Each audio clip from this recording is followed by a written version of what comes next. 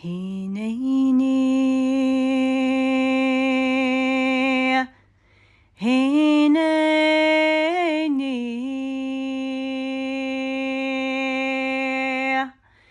HINENI, HINENI.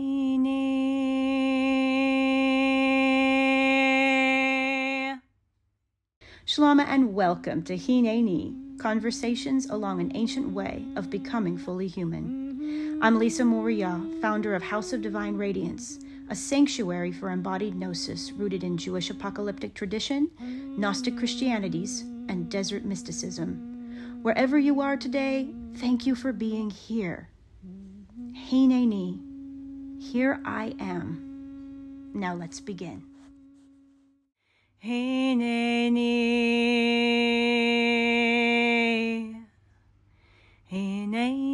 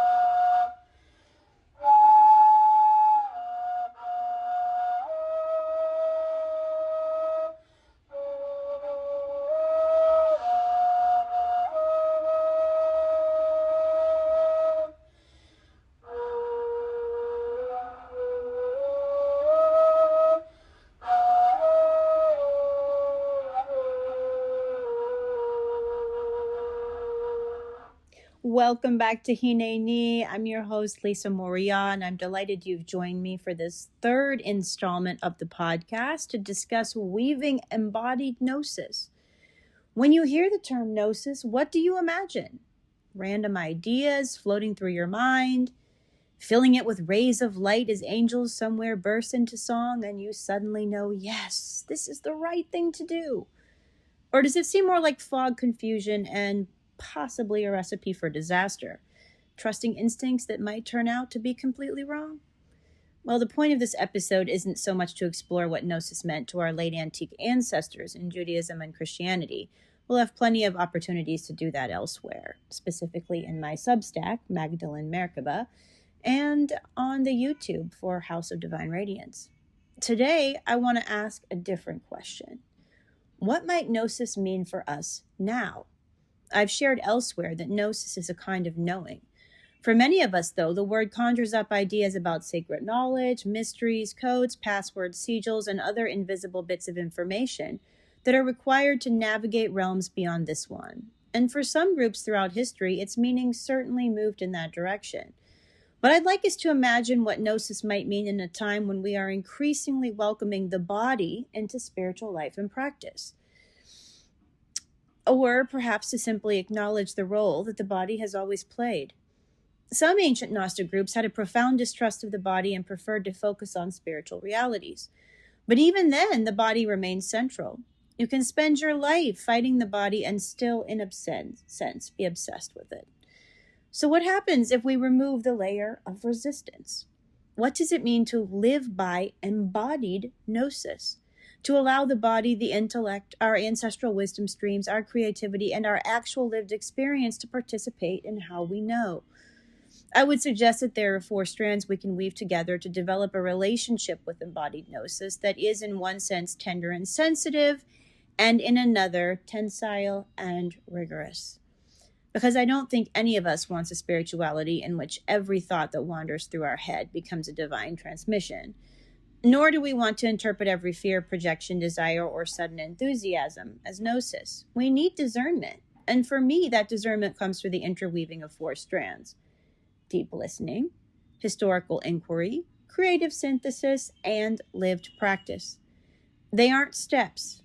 They don't necessarily happen in order. They are more like threads on a loom, continually crossing and strengthening one another until something new begins to take form. Let's start with deep listening. Some people might call this first strand intuition. Others might talk about receiving downloads, but to me, deep listening is something quieter and deeper than either of those things. It begins with cultivating stillness, something I practice through HINENI, the very inspiration for the title of this podcast. Here I am. Out of that stillness, sometimes an insight arises that I know with every fiber of my being is aligned with who I am. It's quiet information. It doesn't usually shout.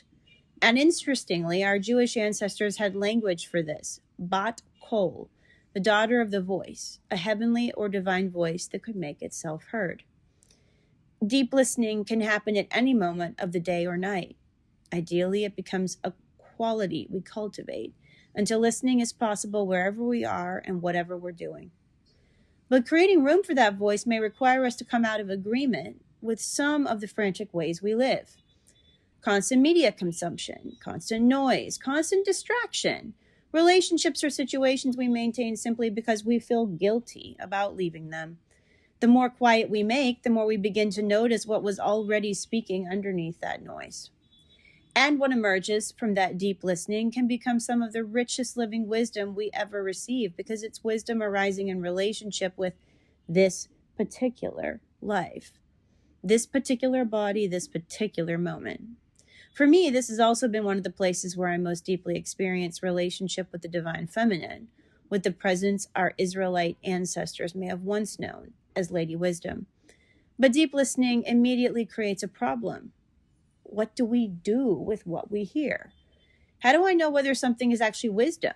Could it be fear? Could it be self-protection, wishful thinking, unbridled enthusiasm? That's why deep listening cannot stand alone. The other three strands, help us test, explore, develop, and eventually embody what we receive. The next strand is historical inquiry. If your spiritual practice is connected to historical communities, traditions, or sacred texts, I believe it is both fair and honorable to our spiritual ancestors to spend some time discovering what history can tell us about them. Because very often what we discover is startlingly different from what we inherited. Religious communities tell stories about themselves. They have to. It's part of how communities create identity and continuity. But the historical record is usually messier. Historical inquiry can mean being willing to enter that mess. It can mean reading scholarship, going directly to ancient texts and translation, reading them in their original languages if that's available to you, listening to historians and scholars who may challenge the version of history you've always been told. This is one of the reasons I maintain the living library at the House of Divine Radiance. It contains hundreds of books, many of which have become foundational to my spiritual life, even though they aren't books about spirituality at all. History confirms parts of my gnosis. It challenges other parts. It expands all. And sometimes it introduces me to ancestral practice, and I think, absolutely not, we are leaving that one right there. Because honoring our ancestors does not mean reproducing everything they believed or practiced. Historical inquiry gives us the opportunity to ask, what here is life-giving? What deserves to live again? What might belong to the fears, limitations, social structures, or misunderstandings of another age? We aren't trying to become ancient people. We are listening carefully to ancient people while remaining fully alive inside our own world. And that brings us naturally to the third strand, which is creative synthesis. This is where what we discover through historical inquiry meets what we have discovered through deep listening, and sparks start flying. Creative synthesis asks, what happens when this ancient wisdom encounters my actual life? I live in this space constantly. I'm Jewish by conversion, but some of the places where I experience the greatest theological, emotional, and spiritual aliveness are in studying older Israelite temple traditions, including traditions that became obscured or transformed in later Judaism. So I find myself gravitating toward places in Jewish practice where those older wisdom streams still seem to shimmer through, where wisdom appears, where the divine feminine peeks through ritual or liturgy, where something ancient suddenly speaks directly to someone or something alive within me. That's creative synthesis, and yours may look completely different. In mainstream religious environments, this kind of synthesis can sometimes be uncomfortable because communities understandably need shared practices. If everybody invents their religion every Tuesday morning, it becomes rather difficult to have community. But participating in shared religious life does not mean we cannot also cultivate a deeply personal spiritual world. In fact, I sometimes wonder whether this could be one of the ways spiritual community develops or evolves in the future. People gathering around a shared process of spiritual meaning making, rather than requiring identical theologies in order to bond. We may not arrive at exactly the same answers, but we can learn to listen deeply together. We can investigate honestly and honorably, and above all, we can create. And then we can ask whether what we've created actually bears fruit when we live it out. Which brings us to the fourth strand, lived practice. At some point, wisdom has to acquire a body. How will this become part of your life? How does it become a ritual? A daily chant? A prayer before bed or sleep? Something you observe at a particular time of year? A way you respond differently in a relationship? A practice that substantially changes your relationship with yourself, with other people, with the earth, or with the Holy One who is the source of all? This part is deeply personal. You may share the practice with others, or it may belong to you alone. But lived practice is what allows our inner insights and the ancient wisdom of our ancestors to become embodied again. I mean, I can study Jewish apocalypticism or Christian Gnosticism as historical phenomena forever, and believe me, I probably will. But there is something extraordinary about encountering a devotional practice or ancient spiritual insight that was buried, forgotten, or overlooked, and allowing some living element of it to take form again through your own life. To me, that is a kind of resurrection. That doesn't mean resurrecting everything. For example, there were Jewish apocalyptic communities awaiting divine intervention against their oppressors. Some people eventually went into battle believing God was on their side and were slaughtered. I don't think any of us needs to volunteer for that assignment. But these same communities left behind extraordinary devotional materials. They wrestled with endings, oppression, uncertainty, cosmic change, and the terrifying space between a world that was disappearing and one that had not yet arrived. Perhaps some of their wisdom can help us inhabit the profound endings and uncomfortable in-between spaces of our own time. Historical inquiry helps us understand what they actually did. Deep listening helps us recognize what speaks to us now. Creative synthesis allows the ancient and the present to meet, and lived practice gives that meeting a body. Then something fascinating happens.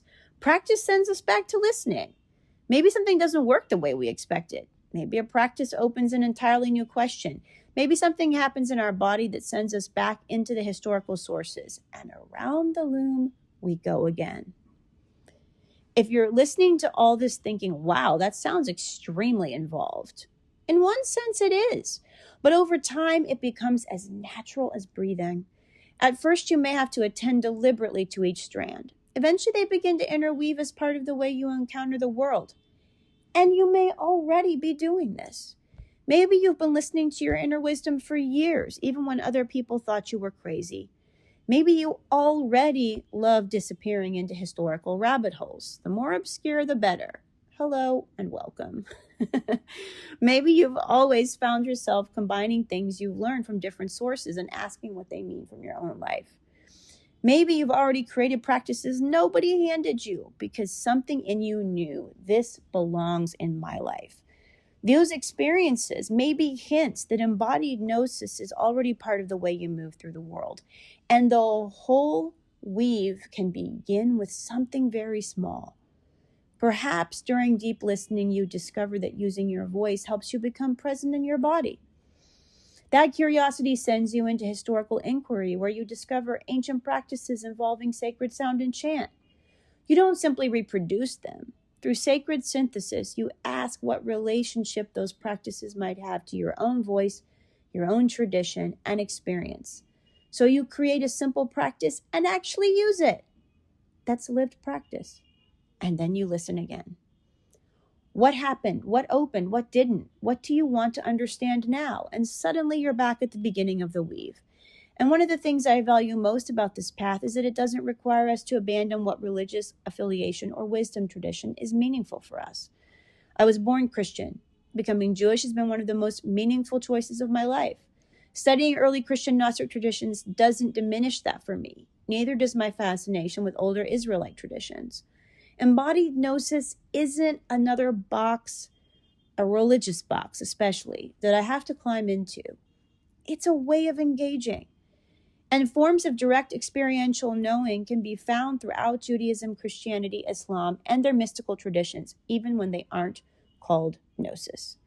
The container may change, the language may change, the practices may change, but human beings have been listening for living wisdom for a very long time. And ultimately, I can think of very little that feels more divine feminine to me than the practices of weaving together what appears disparate. In the language of House of Divine Radiance, one of the names I use for the goddess is Ha-Oraget, the weaver. She works with the strands of reality as a sacred weaver works with thread, not erasing their differences, but drawing them into relationship. Her work is unification, weaving what appears separate into a larger living whole. Deeper insight, ancestral voices, creative imagination, embodied life, not collapsing their differences, not pretending they all say exactly the same thing, weaving them, allowing each strand to retain its integrity while becoming part of something larger. And perhaps that's one way we bring forth the living wisdom within us, not by choosing between the ancient and the modern, or between scholarship and revelation, but by choosing, and not even by choosing between the mind and the body, but by participating in the work of Ha-Oraget, learning to listen to each strand, honor what it actually is, and discover how it can be woven into an undivided life. HINENI, here I am weaving embodied gnosis. And here perhaps is where wisdom can begin to take form. HINENI, HINENI.